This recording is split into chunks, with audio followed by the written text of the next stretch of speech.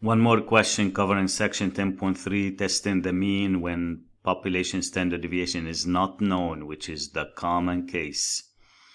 The Carolina Tobacco Company advertised that its best-selling non-filtered cigarettes contain at most 40 milligrams of nicotine.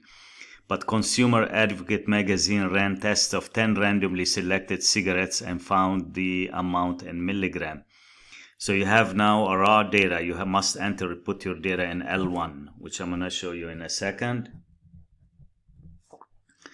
It is a serious matter to charge that the company advertising is wrong. So the magazine editor chooses a significance level of 0.01. So alpha is 0.01. Can the editor prove that the mean nicotine level is greater than 40 milligram? So we wanted to check.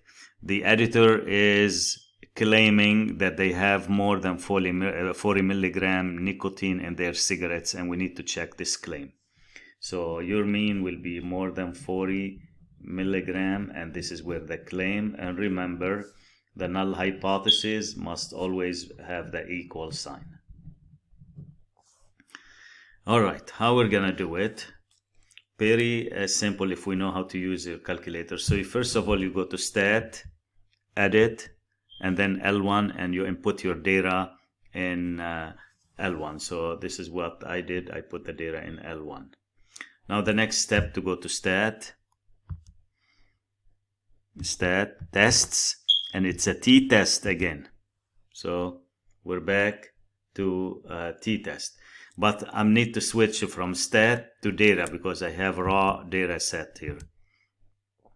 mu0, we're testing against the number 40. List is L1. I have my data in L1. The frequency never changed this one, guys. It's always should be set at 1. And now what's the sign in the alternative hypothesis? It's greater than. And you can hit calculate or you can hit to draw. If you do draw, it will give you the p-value and it will give you the test statistic. Let me show you this one here.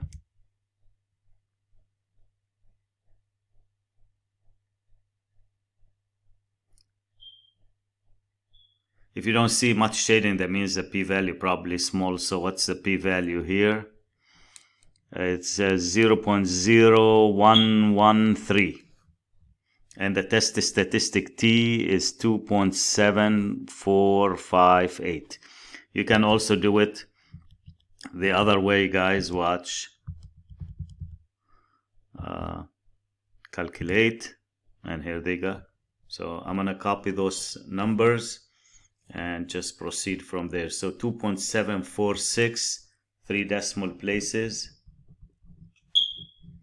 P-value, which is 0.0113. Okay, that's all we need. We're done with the calculator. Now, make decision to reject or fail to reject HO. You guys agree with me that this is bigger than alpha, which is 0.01. Some students might argue, say they are the same, but no, you want to compare the third and the fourth decimal digits. So this is bigger, although they're slightly the same, but p-value is bigger. So what's the decision here? Fail to reject HO, the null hypothesis. If we fail to reject the null hypothesis, guys, and our claim is in the alternative, we cannot support the claim. So we write, there is not enough evidence at the 0.01 level of significance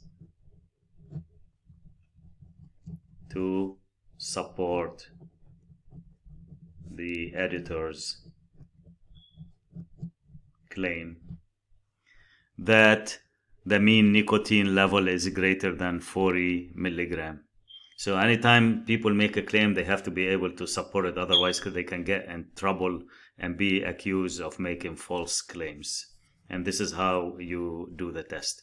In the next video, I'm going to do the proportion, test the claim about the proportion, which is section 10.2.